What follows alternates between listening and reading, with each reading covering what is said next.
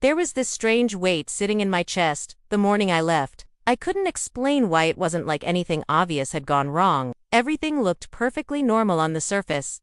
Still, something inside felt unsettled. A heaviness that lingered no matter how hard I tried to shake it off. Deep breaths didn't help. Neither did distraction. Don't hurry back. Not the kind of thing she usually said when I was leaving for work, but I brushed it off, telling myself I was over. I turned up the stereo as I pulled away, trying to drown out the uneasiness building in my gut. I was supposed to be gone the whole day, an out-of-town meeting with a client, followed by a site visit and then dinner with the team. Our dog didn't come running like she normally did. Instead, I found her locked behind the laundry room door, whining softly from inside.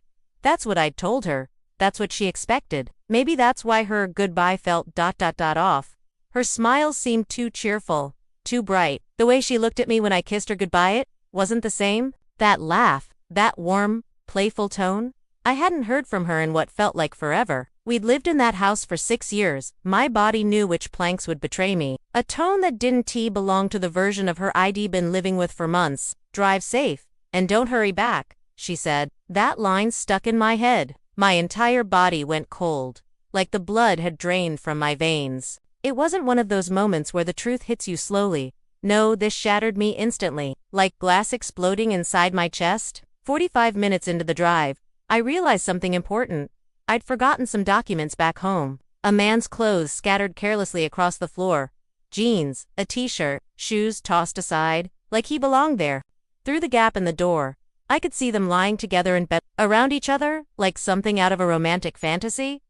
Whispering, laughing, completely at ease. I sat in the parking lot for nearly an hour, staring blankly at the steering wheel. My mind kept looping through everything I'd just seen, and suddenly, all the little things began to make sense. I just stood there long enough to realize this wasn't a one-time mistake. This wasn't the aftermath of drunken regret. It was familiar, practiced, comfortable. Ones I actually needed for the client meeting. Without thinking, I turned around. I didn't call, didn't text. She was sitting at the kitchen table, sipping coffee like nothing had changed. When she saw me, she smiled. "You're home early." She didn't speak. Neither did I. There was nothing to say. I didn't raise my voice. Didn't demand explanations. I didn't need to. I figured I'd be in and out before she even noticed. After all, it was just past 8 a.m. She was probably still asleep. How effortlessly she smiled and laughed beside someone else. Like I never mattered. Like there wasn't even a flicker of guilt in her. The house looked exactly the same when I pulled up. Still, quiet. The curtains were drawn like they always were. The neighbor's cat lounged lazily on the doorstep, just like any other morning. But the moment I stepped inside, everything felt wrong. Too quiet.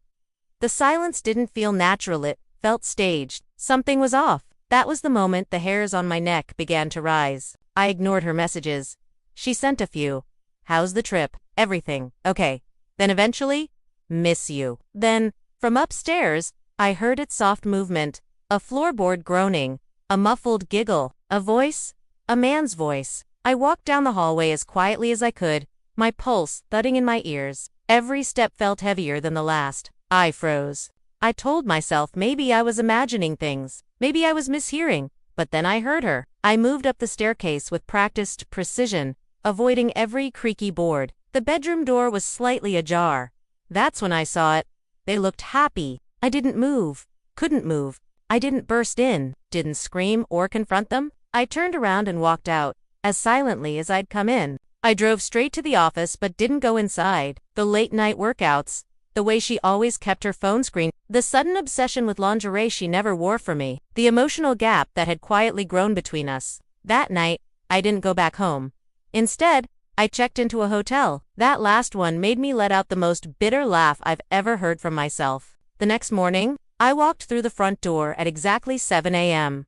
I looked her straight in the eyes and said, "I never went on that trip." The color drained from her face so fast, I could feel the entire mood in the room shift. I handed her the house keys, walked past her, picked up my suitcase, and walked out. I filed for divorce within the week. I'd already seen all I needed to. What still echoes in my mind isn't the cheating itself. It's how comfortable she was in that moment. People often ask me, "How did you not see the signs?"